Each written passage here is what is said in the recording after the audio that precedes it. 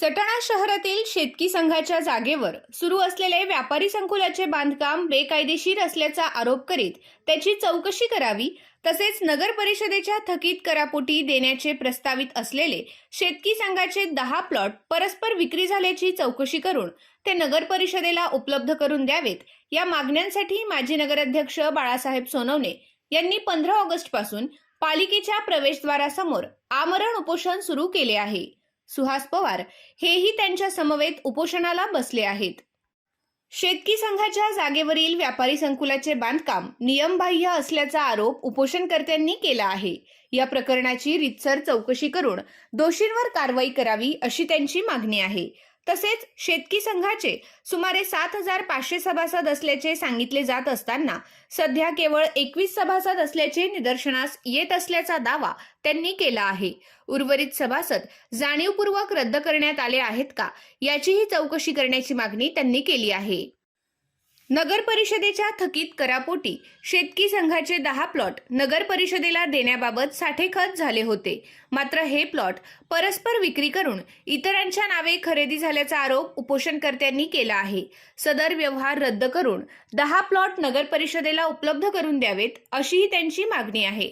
या सर्व कथित गैरप्रकारांची चौकशी होईपर्यंत आंदोलन सुरू ठेवण्याचा पावित्रा सोनवणे व पवार यांनी घेतला आहे. दरम्यान उपोषणाच्या पूर्वसंध्येला शेतकी संघाचे चेअरमन प्रल्हाद तात्या पाटील यांनी पत्रकार परिषद घेऊन उपोषणकर्त्यांचे आरोप फेटाळून लावले.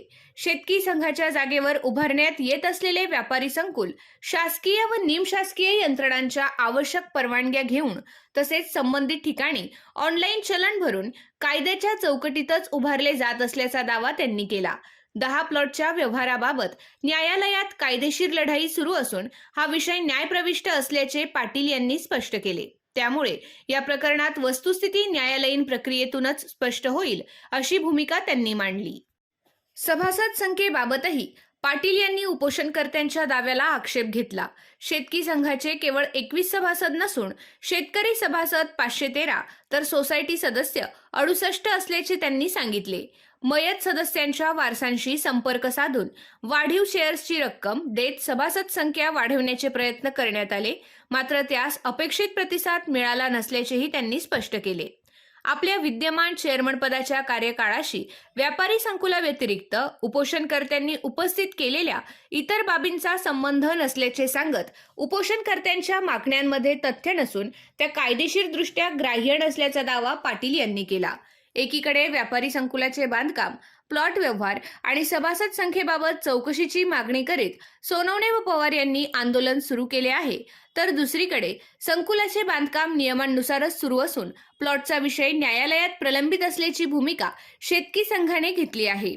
त्यामुळे आरोप प्रत्यारोपांमुळे प्रकरणाला आता वेगळे वळण मिळाले असून उपोषणाच्या पार्श्वभूमीवर पालिका प्रशासन तसेच संबंधित यंत्रणांच्या भूमिकेकडे लक्ष लागले आहे.